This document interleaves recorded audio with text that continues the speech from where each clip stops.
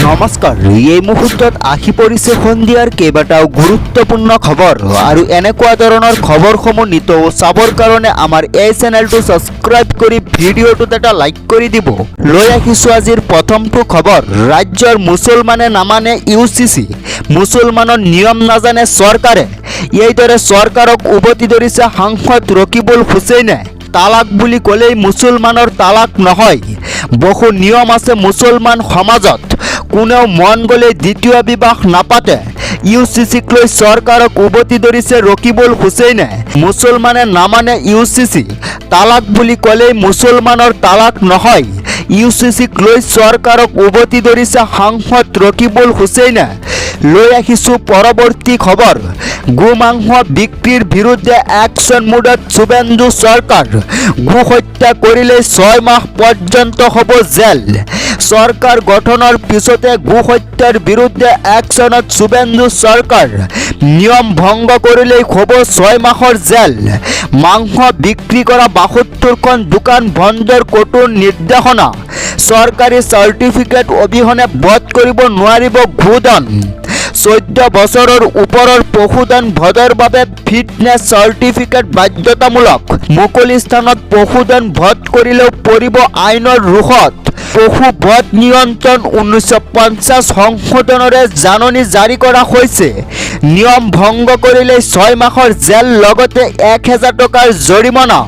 চৰকাৰ গঠনৰ পিছতে গো হত্যাৰ বিৰুদ্ধে একশ্যন মুডত শুভেন্দু চৰকাৰ। নিয়ম ভংগ কৰিলেই হ'ব 6 মাহৰ জেল। লৈ আহিছোঁ পৰৱৰ্তী খবৰ। হিমন্তৰ মন্ত্ৰীসভাৰ দপ্তৰ বিতৰণ। কাক কাক কি দপ্তৰ দিছে লৈ আহিছোঁ সবিশেষ। মন্ত্ৰীসভাৰ দপ্তৰ বিতৰণ। 4 মন্ত্ৰীক বিতৰণ কৰা হ'ল দপ্তৰ। অতুল বৰাক পঞ্চায়ত আৰু গ্ৰাম উন্নয়ন বিভাগৰ দায়িত্ব দিছে। আবকাৰী বিভাগ, সীমান্ত সুৰক্ষা আৰু উন্নয়ন বিভাগৰ দায়িত্ব দিছে অতুল বৰাক। অসম চুক্তি ৰূপায়ণ বিভাগৰো দায়িত্ব দিয়া হ'ল অতুল বৰাক। ৰামেশ্বৰ তেলীক ৰূপান্তৰ আৰু উন্নয়ন বিভাগৰ দায়িত্ব দিয়া হৈছে। শ্ৰমিক উন্নয়ন বিভাগ, চাহ জনগোষ্ঠীয় আদিবাসী উন্নয়ন বিভাগ, চৰণ ভৰুক পৰিবহণ বিভাগ আৰু বড়োলেণ্ড উন্নয়ন বিভাগৰ দায়িত্ব অৰ্পণ কৰা হৈছে। অজন্তা নেওগক মহিলা আৰু শিশু উন্নয়ন বিভাগৰ দায়িত্ব অৰ্পণ কৰা হৈছে আৰু পৰ্যটন বিভাগৰ দায়িত্ব দিয়া হ'ল অজন্তা নেওগক। হিমন্ত মন্ত্ৰীসভাৰ দপ্তৰ বিতৰণ। 4 মন্ত্ৰীক বিতৰণ কৰা হ'ল দপ্তৰ। লৈ আহিছোঁ পৰৱৰ্তী খবৰ। উত্তপ্ত চামগুৰি। চামগুৰি বৰ্মাৰ বন বিভাগৰ গুলীত আহত হৈছে 5জনকৈ লোক। বন বিভাগৰ গুলীত আহত হৈছে 5জনকৈ লোক। উত্তপ্ত চামগুৰিৰ বৰ্মা। চামগুৰিৰ বৰ্মাত হাতী মানুহৰ সংঘাত। হাতী খেদিবলৈ গৈছিল বন বিভাগৰ দল। হাতী খেদিবলৈ শূন্যলৈ গুলী কৰিছিল দলটোৱে। সেই সময়তে গুলীৰ অংশ ছিটিকি পৰে কেইবাজনো লোকৰ গাত। আহত হৈছে 5জনকৈ লোক। লৈ আহিছোঁ পৰৱৰ্তী খবৰ।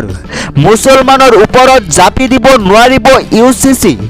কোৰাণ শ্বৰীফৰ মতেহে চলিব মুছলমান জনতা। এইদৰে মন্তব্য কৰিছে বদৰুদ্দিন আজমলে। মুছলমানৰ ওপৰত বলপূৰ্বকভাৱে জাপি দিব নোৱাৰিব ইউচিচি। কেৱল কোৰাণ শ্বৰীফৰ মতেহে ৰীতি নীতি পালন কৰিব মুছলমানে। মুছলমানক ক্ষতি কৰিব ইউচিচিয়ে। তালাক আৰু বহু বিবাহ মুছলমানৰ ধৰ্মীয় নীতিত আছে। ইছলামত বিশ্বাস কৰা সকলৰ ভাগ স্বাধীনতা কাঢ়িব ইউচিচিয়ে। শক্তি দেখুৱাই মুছলমানৰ ওপৰত ইউচিচি জাপি দিব নোৱাৰিব। আমি মুছলমানে কেতিয়াও ইউচিচি মানি ল'ব নোৱাৰোঁ। লৈ আহিছোঁ পৰৱৰ্তী খবৰ। গোটেই অসমতে মুছলমানে বিজেপিক ভোট দিয়া নাই, উচ্ছেদ হ'বই। কোনো কাৰণত হাৰি যাব নোৱাৰিব বাংলাদেশী মুছলমান। উচ্ছেদ হ'বই, কোনো কাৰণত হাৰি যাব নোৱাৰে। বেদখলকাৰীৰ ঘৰত বুলডোজাৰৰ কোব পৰিবই। পুনৰ হুংকাৰ বিধায়ক শিলাদিত্য দেৱৰ। বনাঞ্চলৰ মাটি, সত্ৰ, ৰিজাৰ্ভৰ মাটিত চলিব উচ্ছেদ অভিযান। মুছলমানসকলে বিজেপিক ভোট দিয়া নাই। গোটেই অসমতে মুছলমানে বিজেপিক ভোট দিয়া নাই। মুছলমানে বিশ্বাস ভংগ কৰিছে। এই বিশ্বাস যেতিয়া ভাঙিছে ফলাফলো পাব।